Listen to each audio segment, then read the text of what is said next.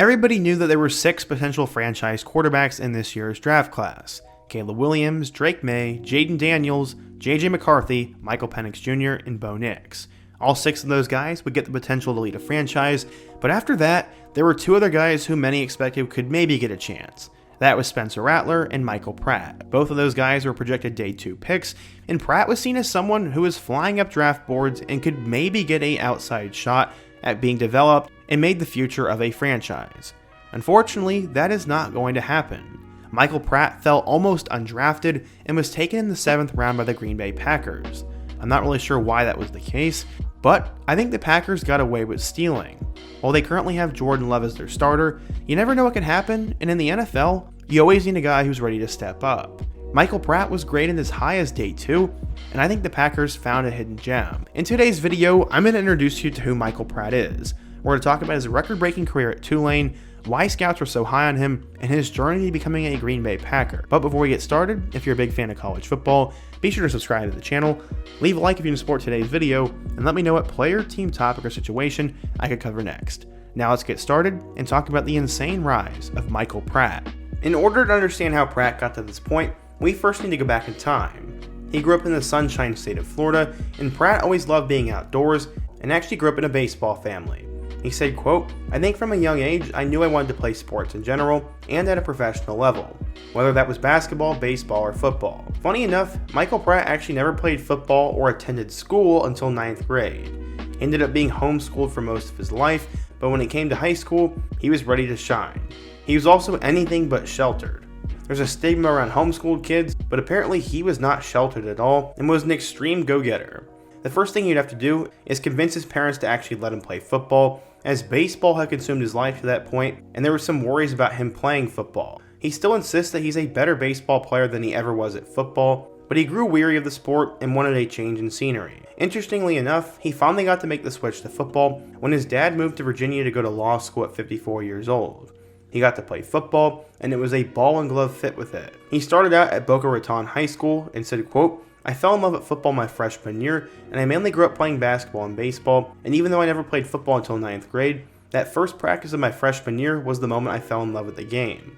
I love being around the guys and the competitive nature of the sport.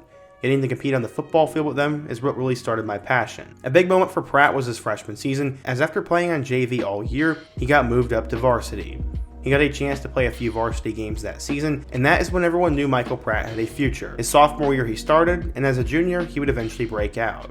He completed 53% of his passes, throwing for 1,200 yards and 12 touchdowns. He also ran for nearly 500 yards and 3 scores, and led the Bobcats to a 5-5 record. He also impressed at camps, and was starting to get FBS interest. It was low major, to be honest though, as he had 3 FBS offers and some Ivy League offers. Eventually he decided to visit Tulane, Florida Atlantic, and Toledo, and then chose to go with the Green Wave. This was a huge get for head coach Willie Fritz, and Tulane was coming off their first bowl appearance since 2013 when he committed, so they'd have an opening for the starting job in 2020. But first, Pratt wanted to get better and prepare for college, so he left his school to transfer. While many players like to transfer because of playing time, this was not the case for Pratt. Competition is exactly why he left, as he actually went and competed with another player who was a future Southern Miss commit, so he wanted to earn his spot rather than be given it. He wanted to be tested in practice, and that is exactly what would end up happening. He said, quote, "I wanted to go somewhere where there was another good quarterback, where I'd have to go 110% each and every single day at practice, and it really played out well for me. Honestly, I kind of feel bad for that Southern Miss guy." Pratt said he was not scared by the idea of entering a quarterback battle, or even being a backup, and that, quote, "Once I get to college, there's going to be 4 or 5 other quarterbacks over there, and I'm going to have to learn to beat them out." With Deerfield Beach, he was paired with one of the top running backs in the country in Jalen Knighton, but it wasn't all good news for Pratt, as while he was in Nashville, Tennessee watching his sister play basketball, there was a terrible moment that rocked the football world. His teammate Bryce Gowdy had been hit by a freight train, and this had a huge effect on him. Gowdy was a wide receiver who was signed to play for Georgia Tech, and was supposed to report to Atlanta just a few weeks later.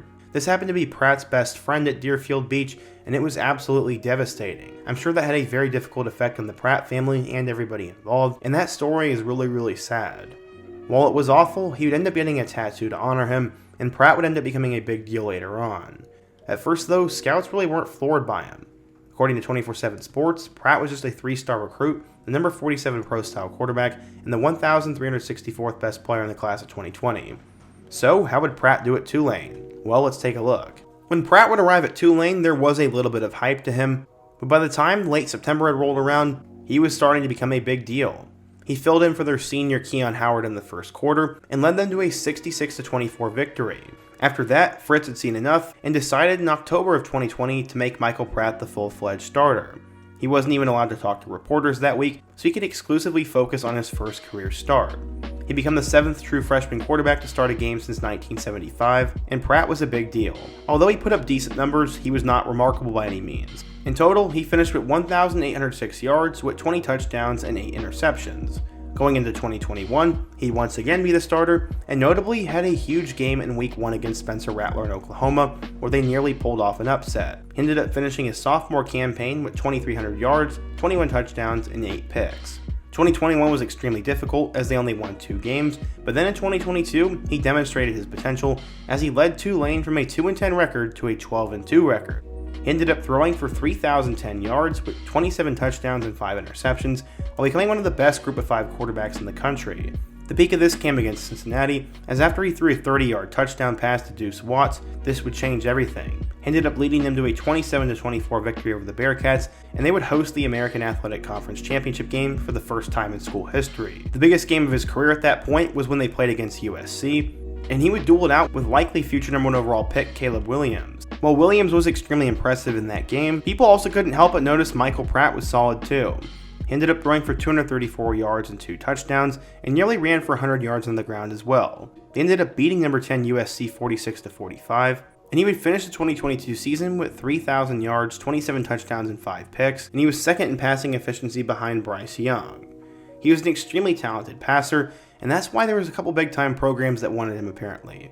There were some rumors that Pratt would leave Tulane for his final year and transfer to a Power 5 school, but it would not end up happening. He decided to stick it out for one more year with the Green Wave, and there was some early Heisman buzz to Pratt, but that would not end up happening. His most notable game of the season would come against Ole Miss, and he didn't even get a chance to play because he was hurt. Man, I really wish we would have been able to see that game, but Pratt would finish the year pretty strong. He had 4 total touchdowns and a huge win over North Texas, and then he'd once again bring him back to the conference championship game as he'd score 2 touchdowns and a loss to SMU. In total for the season, Pratt would finish with 2,406 yards with 22 touchdowns and 5 picks with a top 50 QBR in the nation. While at first glance it seemed like Pratt somewhat regressed, he was injured for part of the season and he never fully looked comfortable. In total in his time at Tulane, he completed 61% of his passes, threw for 90 touchdowns, and made plays with his legs. In terms of his future in the NFL, he's currently a projected day 2 pick, and here's a couple pros and cons. His strengths include he has everything you're looking for in an ideal pocket passer, including his frame and size. He has the ability to make tight window throws, has good anticipation, has shown extremely good discipline and the ability to take care of the ball, and has decent athleticism. His downside includes he lacks elite arm strength and will need to get better at the deep ball. He needs to get the ball out quicker, lacks elite athleticism, and honestly will suffer from small school syndrome, as his level of competition at Tulane was a little bit different than an SEC, Big Ten, Pac-12, or Power 5 guy.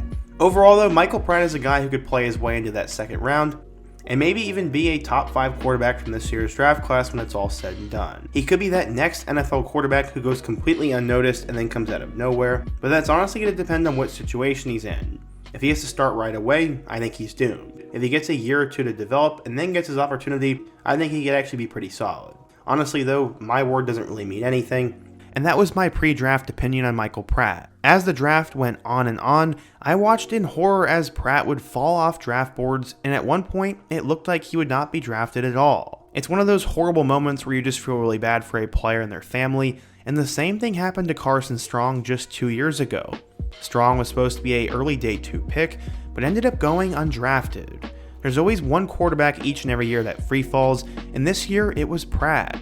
I'm not quite sure why it happened, but it did. He fell all the way to the number 245th overall pick in the 7th round, and there were just a couple of names behind him. He was pretty dang close to Mr. Irrelevant, and he's gonna hope to be like Mr. Irrelevant from 2 years ago. Brock Purdy was not supposed to make it, but now he is the franchise quarterback in San Francisco. If a couple of dominoes fall Pratt's way, maybe that could happen. What if Jordan Love gets hurt and Sean Clifford sucks? All of a sudden, Pratt could find himself as the starting quarterback midway through the year, and maybe, just maybe, he could prove everybody wrong. I still think he's the best hidden gem quarterback in this year's class, and while those top 7 guys, including Rattler, were getting tons of publicity, Pratt was always going under the radar. He sort of has that NFL look and that NFL it factor in my eyes, and now that he's fallen, I'm sure he's going to have even more of a chip on his shoulder. The Packers wanted to get back to drafting a quarterback every year, and they ended up making do with that and gotten what, in my opinion, is the steal of this year's quarterback class. But what do you guys think? If you're a Packers or a draft fan, what do you think of Michael Pratt, and why do you think he fell? Also, be sure to let me know another player I should cover next, and another player whose NFL draft stock died. Also, before you go, don't forget to leave a like, subscribe if you're new, and check out all my other videos on the end screen. I hope to see you guys again soon, but until next time, peace.